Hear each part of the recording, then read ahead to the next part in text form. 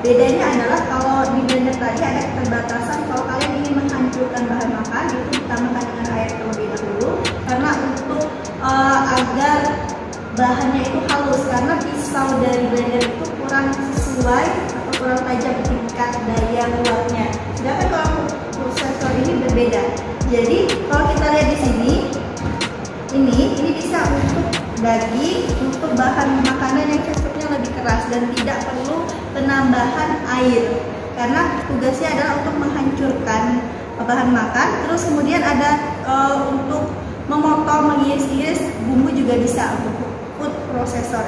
Oke, di sini misalnya ini untuk pengocok telur, kemudian di sini ada untuk susu, terus di sini ada pisaunya. Jadi tingkat daya pisau food processor itu lebih kuat dan lebih tajam dibandingkan blender.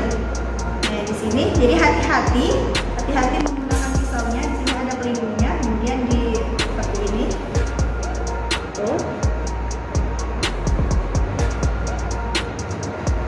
Food processor ini bisa digunakan untuk bahan makanan sayuran, buah, kemudian daging. Dibandingkan dengan blender itu cocok untuk buah dan sayur yang teksturnya tidak keras. Kemudian kita akan membedakan bagaimana hasil dari penghalusan bahan makanan antara blender dan prosesor nanti. Cara memasangnya, ini misalnya nanti saya akan menggunakan yang ini.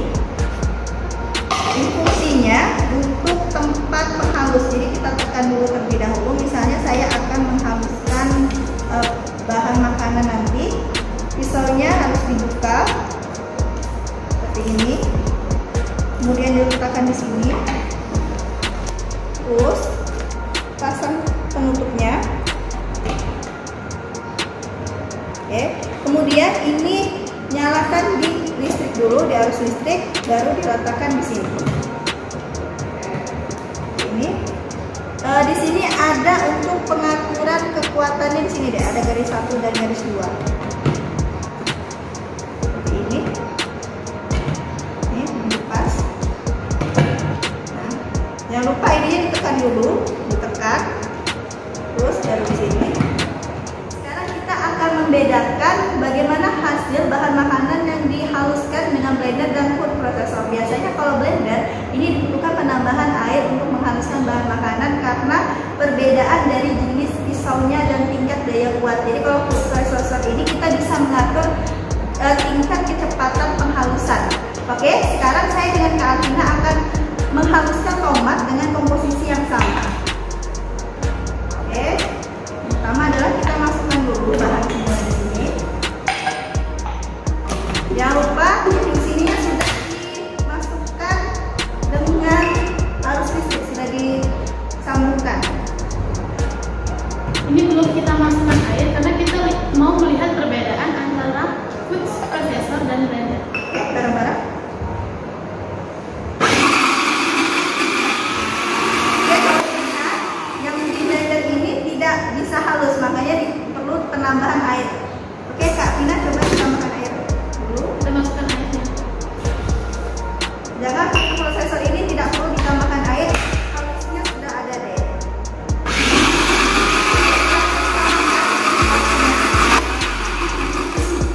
Ya, kita akan lihat hasilnya.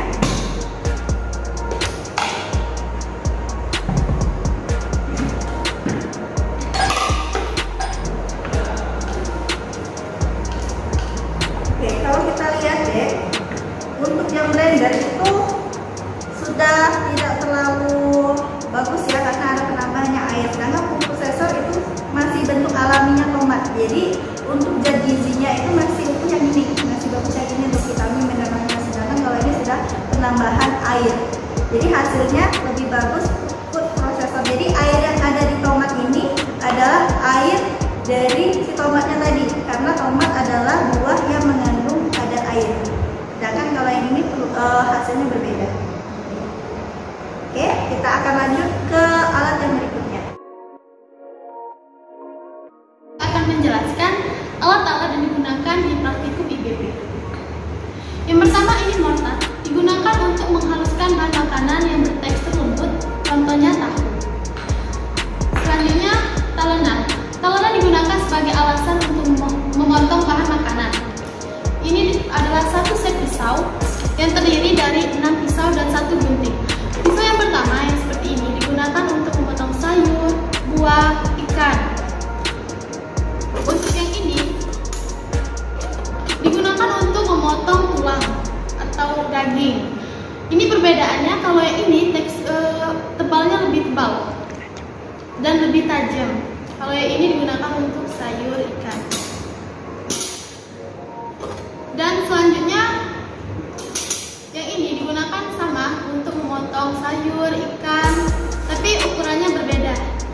Kalau yang ini biasanya digunakan untuk garnish, karena di ujungnya ada gerigi-gerigi. Kalau yang ini digunakan untuk bor daging sapi, kepalanya di bagian yang keras. Kalau yang ini gunting. Selanjutnya akan menjelaskan yang ini.